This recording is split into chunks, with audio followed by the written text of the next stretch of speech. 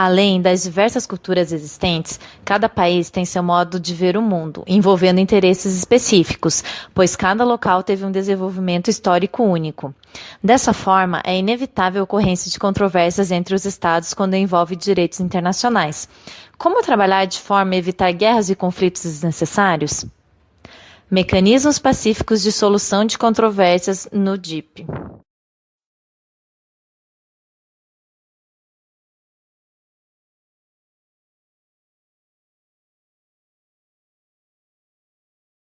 Continuando sobre os meios diplomáticos de resolução de controvérsias no DIP, eu vou falar agora sobre mediação, conciliação e também sobre o inquérito.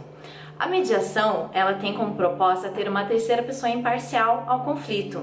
Então, eles vão lá, buscam a ajuda dessa pessoa ou até mesmo ela se propõe a fazer isso, ela conversa com as partes e tenta chegar a uma conclusão. Essa conclusão que o mediador chega não necessariamente é vinculante, as partes aceitam se elas querem ou não participar disso. Já na conciliação, ela é muito parecida com a mediação. A diferença dela é que ela envolve uma comissão de julgadores. Pode ser tanto os participantes dos estados envolvidos, que sejam de confiança deles, e terceiros imparciais. Eles vão chegar a um consenso e vão apresentar propostas para a solução do conflito. Essa proposta também não é vinculante. Cabe aos países decidirem se resolve o problema deles e se eles aceitam participar disso. E por último, o inquérito, ele envolve não uma parte de solução de conflitos, mas sim uma parte mais de busca do que realmente está acontecendo. Então, é como se fosse um inquérito policial mesmo. Eles vão lá, eles buscam, eles procuram saber qual a materialidade, quais as circunstâncias do problema envolvido, e a partir desse parecer, desse inquérito que eles repassam, as partes podem chegar e tentar um acordo ou uma solução pacífica em relação a esse conflito.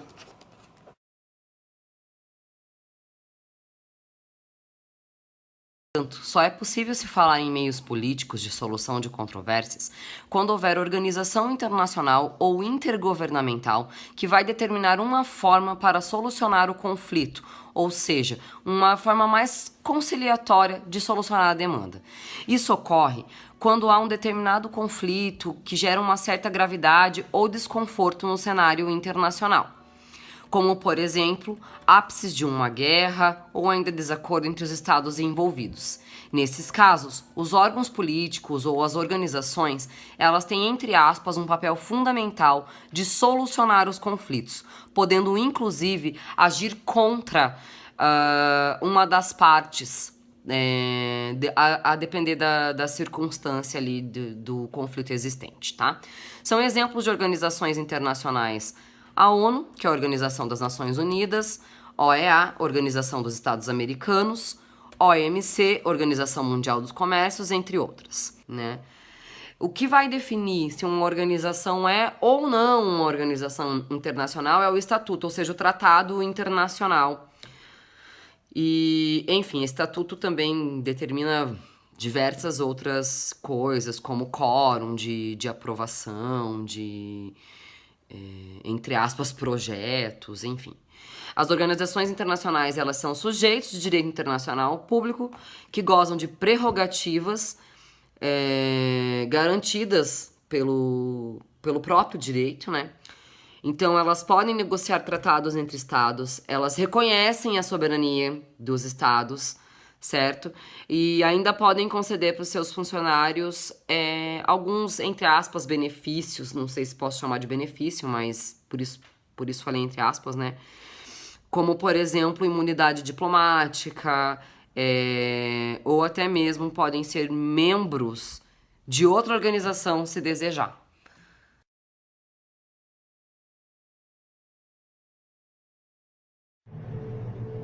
A doutrina costuma classificar a solução judiciária, oriunda dos tribunais internacionais, exemplo, o Tribunal Internacional de Haia, e a arbitragem, mecanismo jurisdicional, mas não judiciário, pela ausência de um magistrado, como meios jurisdicionais de solução de controvérsias internacionais, os quais serão brevemente comentados. Então, quanto à solução judicial, em 1920 foi instituída pelo Pacto da Liga das Nações uma Corte Permanente de Justiça Internacional, com sede em Haia e com vocação universal. Essa corte foi extinta em 1939, com a eclosão da Segunda Guerra Mundial.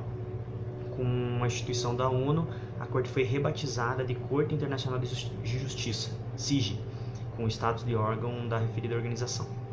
A Corte Internacional de Justiça ela é composta por 15 juízes eleitos em voto separado pela Assembleia Geral e pelo Conselho de Segurança das Nações Unidas. O mandato do juiz é de 9 anos, sendo permitida a reeleição, procedendo-se a nova renovação pelo terço a cada 3 anos. A CIJ ela possui competência contenciosa e consultiva. No que concerne a jurisdição da Corte, ela pode ser invocada quando constar num tratado, que na eventualidade de uma divergência sobre a sua interpretação ou aplicação, as partes recorrerão à jurisdição da CIJ. Outra hipótese é pelo denominado compromisso, no qual os estados litigantes reconhecem a jurisdição da Corte, descrevem a controvérsia, indicam o direito aplicável, se direito internacional geral ou a norma específica de um tratado ou convenção internacional, e os pontos sobre os quais se pede o pronunciamento da Corte. Quanto à arbitragem, ela caracteriza-se por um procedimento através do qual os litigantes escolhem um árbitro ou um tribunal composto de várias pessoas, normalmente escolhidas pela sua especialidade na matéria, bem como pela neutralidade e imparcialidade, para dirimir um litígio mais ou menos delimitado pelos litigantes, segundo procedimentos igualmente estabelecidos diretamente por eles ou fixados pelo árbitro, por delegação dos estados instituidores da arbitragem.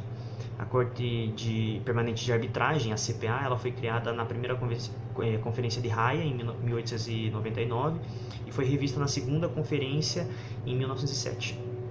A finalidade dessa corte era impulsionar a evolução da arbitragem, entretanto, trabalhou apenas em 24 arbitragens desde a sua criação até hoje.